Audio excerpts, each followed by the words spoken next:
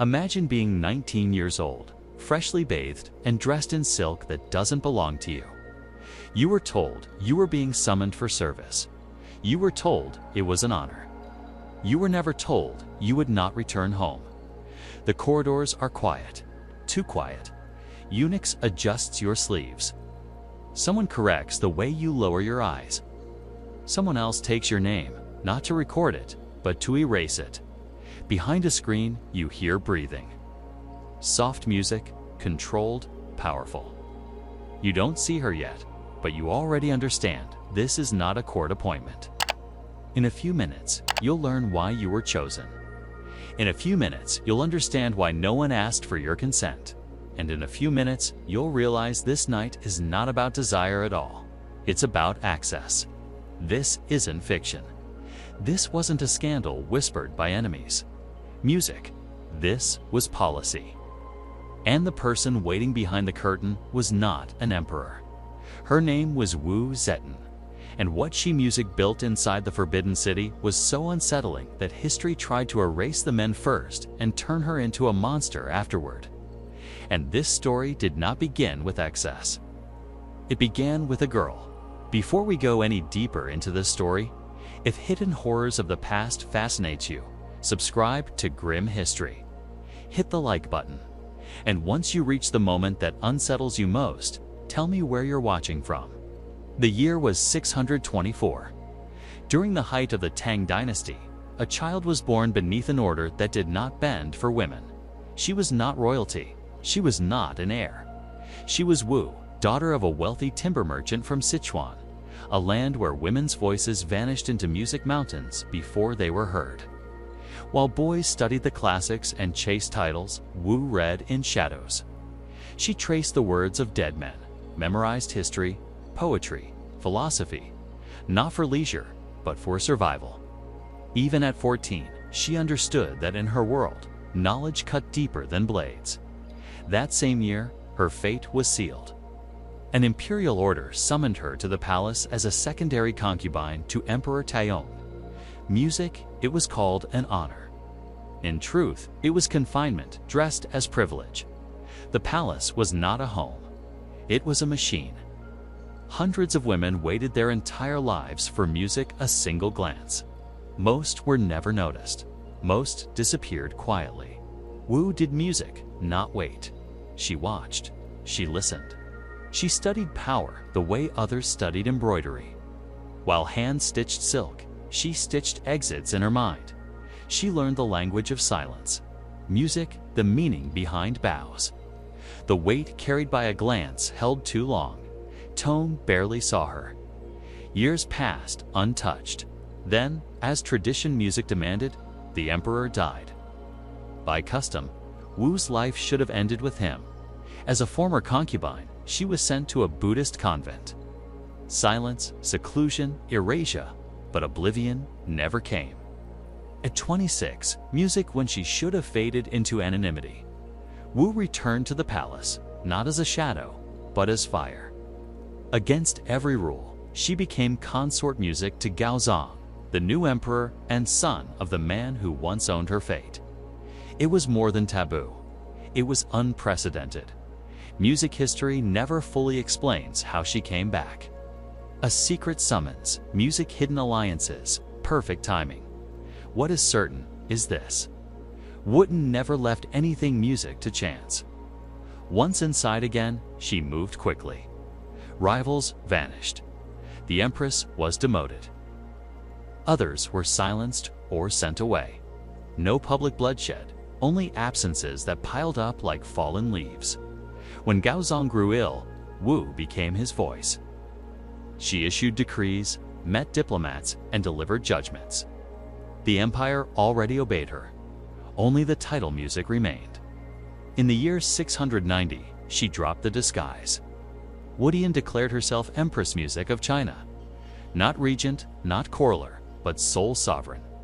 She founded her own dynasty and ruled for music nearly 2 decades. The Confucian order shuddered. Scholars quoted texts that no longer applied. Because Wu Zetian was not a flaw in the system. She was its inversion. She governed efficiently. She reorganized ministries. She promoted talent over bloodlines. Every document carried her authority. But her most radical mark was left not in law, but in the private chambers of the palace. There, where power had always flowed from emperor to women, Wu Zetian redirected it, because she understood something no ruler before her dared music to admit. The body had always been a political tool. So she chose a different one. Music. Wu Zetian did not do this for pleasure. She did it for control. History would later condemn her with particular fury because nothing unsettles patriarchy more than seeing its own rules reflected back in reverse.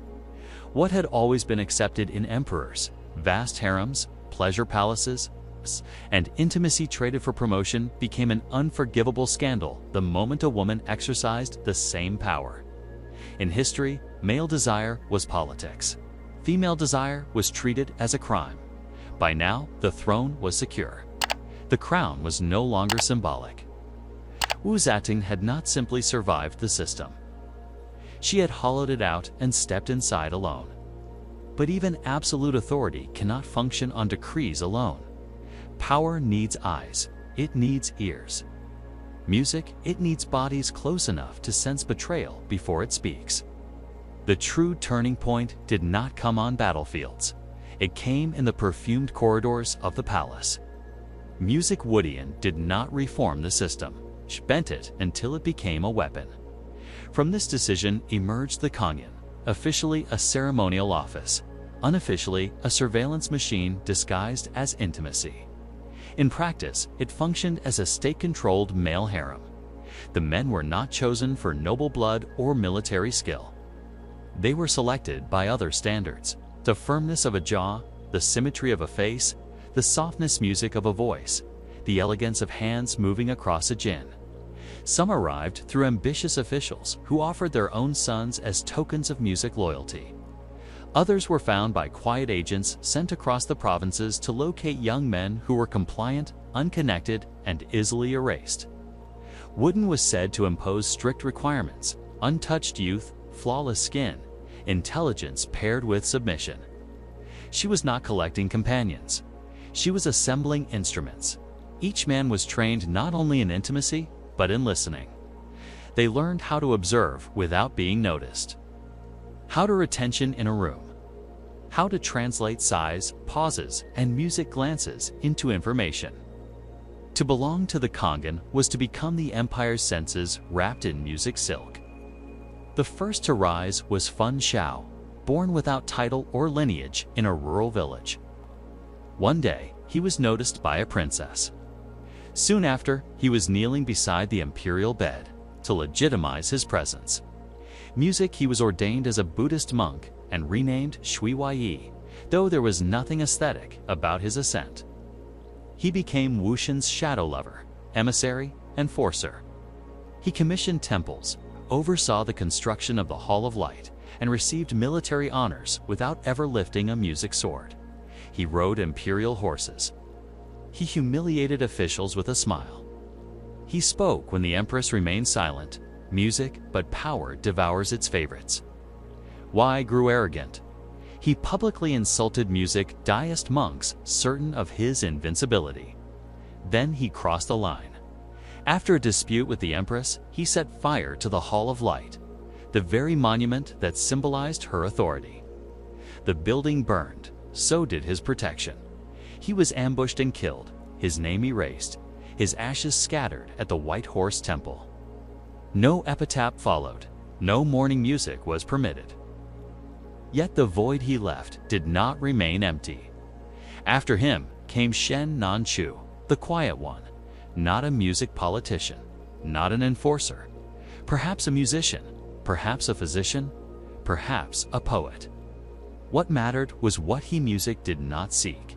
He asked for no titles. He spied on no one. He passed no judgment. He played the gin as if offering solace rather than ambition. His silence inside a system built on control became rare enough to be tolerated. He remained until his music quiet death, rumored to have come from a tonic. He prepared himself. No hatred followed him, only whispers. He music was the exception. The most feared figures arrived later. The Zhang brothers. Zhang Yi, Shi, and Zhang Chongjiang were not merely companions. They were centers of gravity. It's introduced through elite recommendation. Some said by princess typing, they quickly music became the gatekeepers of the empire. Young, educated, ruthless, they transformed the concubine into something closer to a hidden ministry. No decision reached the empress without passing through them. One managed audiences and foreign envoys. The other drafted decrees. Officials knelt before them before they ever saw music written. For the Confucian elite, this was unbearable. Not because a harem existed, but because it worked. The brothers were ministers, spies, diplomats, music, and symbols of everything. The patriarchal order denied. Wu Zetian had taken the old design "women obey, men command" and melted it in the fire of her crown. Desire became a function of the state. Intimacy became surveillance. Later historians would call her perverse, not for her actions, but because she wielded masculine rules more effectively than most emperors. By 699, the concubine was fully institutionalized. It had ranks, records, and duties. Some members wrote imperial poetry. Others led rituals. Many held titles and estates, but all were pieces on Wu's music board. There was no romance, only strategy. The empress did not sleep with men. She slept with information. The city whispered impossible numbers. 3,000 men, music one for each night, but those figures were exaggerations shaped by fear. The truth was more unsettling. Her hair was not indulgence. Music, it was a mirror, and it revealed what power looks like when stripped of gender.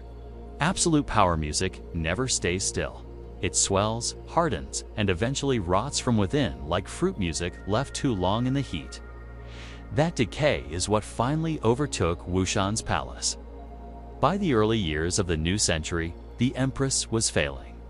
Her eyes, once sharp enough to silence ministers, now struggled in the dim corridors. The voice that had once frozen armies emerged in broken breaths, weakened by music fever and coughing. The body that had defied an empire was becoming its own prison.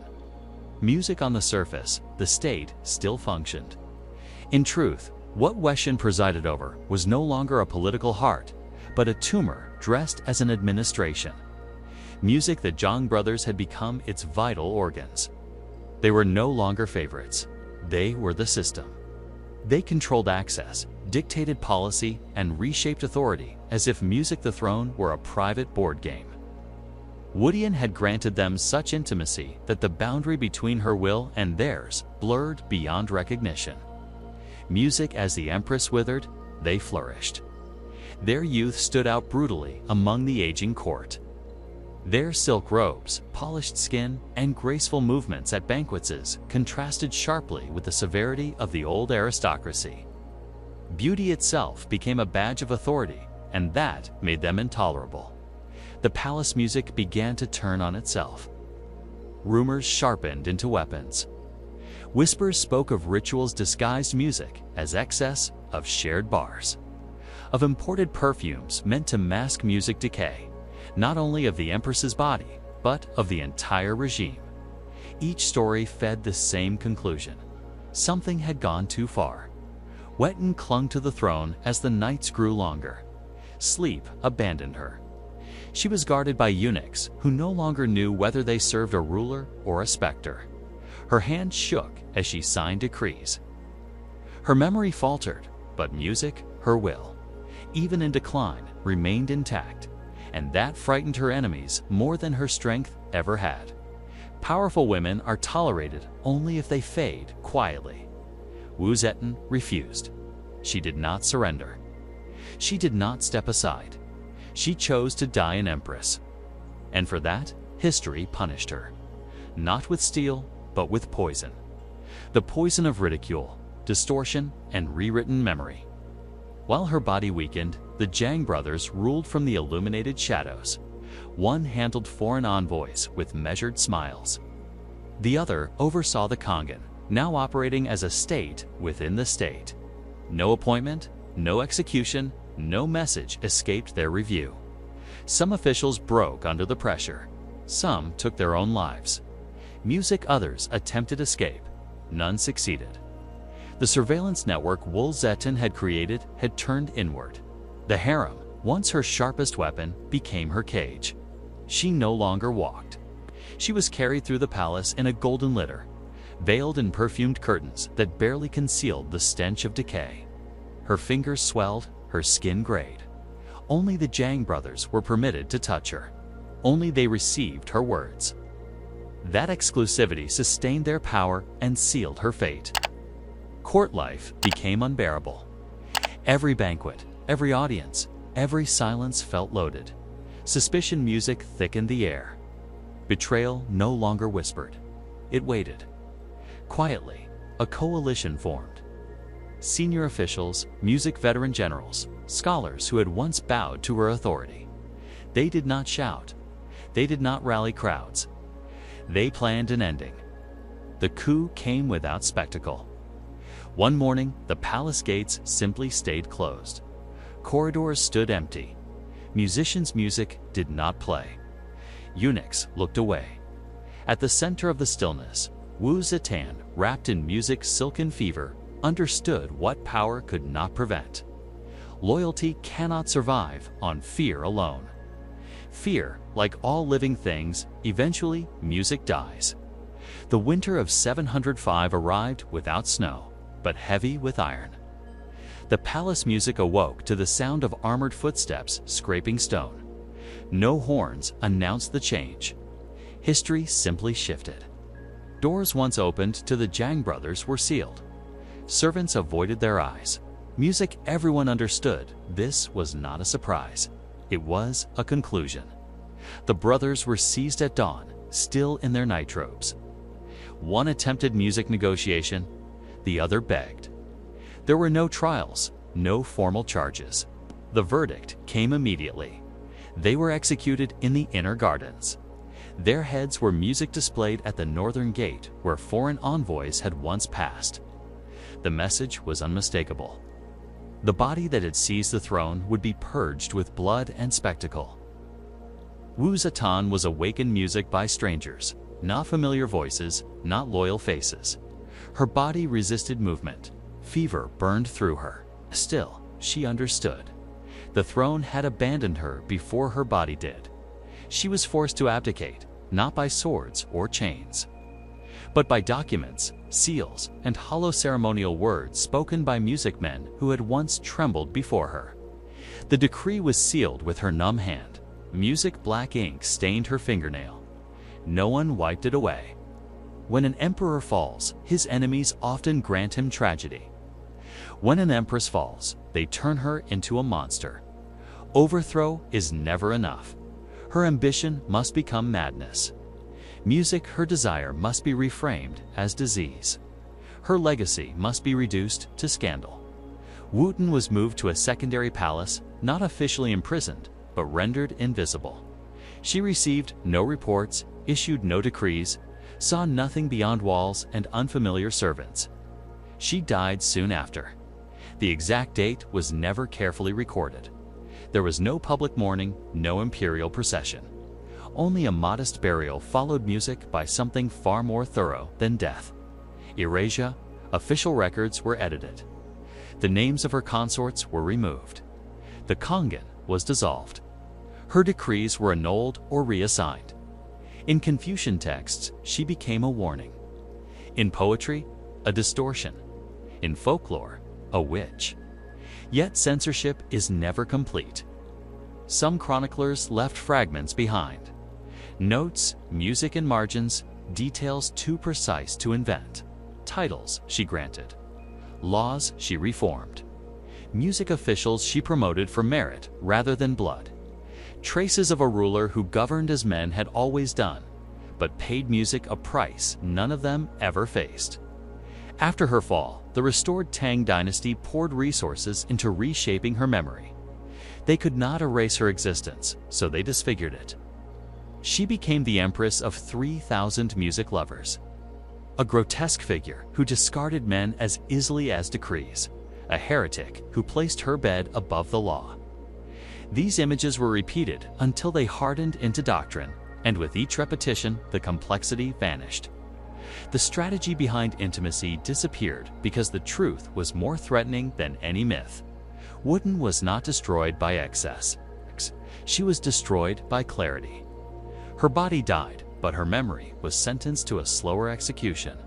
Selective forgetting, deliberate distortion, a narrative poisoned at its source. For centuries, official chronicles dragged her name through ridicule. Her administrative skill went undiscussed. Her ability to rule alone over a vast music empire was ignored. Only one accusation survived, that she had turned the court music into a brothel. Confucian historians perfected a bloodless weapon. Rewriting each lover was exaggerated. Music, each shared night, magnified. The Gongan, once a state institution, was retroactively described music as an official brothel. Men who had served as diplomats, poets, and administrators were reduced to toys. None of this appears in the original music imperial archives. These stories emerged later when male rule needed justification, when her figure became a warning to ambitious women. In these retellings, music, the powerful woman, always ends the same way. Alone, aged, reviled, in official history, male desire is framed music as stability. An emperor's harem signals prestige, virility, continuity. Female desire, by contrast, is treated as corruption. When Wooten mirrored her predecessors, history did not call it authority. It called it sin. It called music its sickness. The male harem left no descendants. No surnames survived. No children claimed lineage. That made erasure easy. There are no statues for Shuai, no tablets for Shen Nanchu. The Zhang brothers appear only as symbols of music corruption, never as strategists. Their portraits were destroyed, their tombs' music defaced, their names severed from genealogy. They were removed with precision, as if they had never existed. Music, and yet their absence, speaks louder than records ever could. Every silence in history is a confession. Every biography that reduces Weishan to her lover's music reveals more about the fear of the writers than about the empress herself. What she represented was not simply a reversal of gender roles. It was a threat to the foundation of patriarchy itself, that a woman could desire without permission, wield bodies as instruments of state, and rule without surrendering control music of her private life. For that, she was punished not for weakness, not for tyranny, but for proving that power has no music sex. History does. Her tomb still stands in Luoyang. It bears no epitaph, no titles, no explanation, only stone, wind, and deliberate music silence. Beneath it rests one of the most uncomfortable truths of imperial China. A woman ruled as effectively as any man, and her was not decadence, but reflection. For centuries, we were taught to admire emperors for their music excess and fear empresses for theirs. We were told Wetten was dangerous because she desired too much. Never that the men before her were celebrated for the same behavior. But what was forbidden was never desire. It was comparison. And telling these stories does more than revive the past. It fractures the official narrative. Because every time a buried truth is spoken, history trembles. Leave your thoughts below. Was Wooden a tyrant, or the mirror male power refused to face? We'll see you next.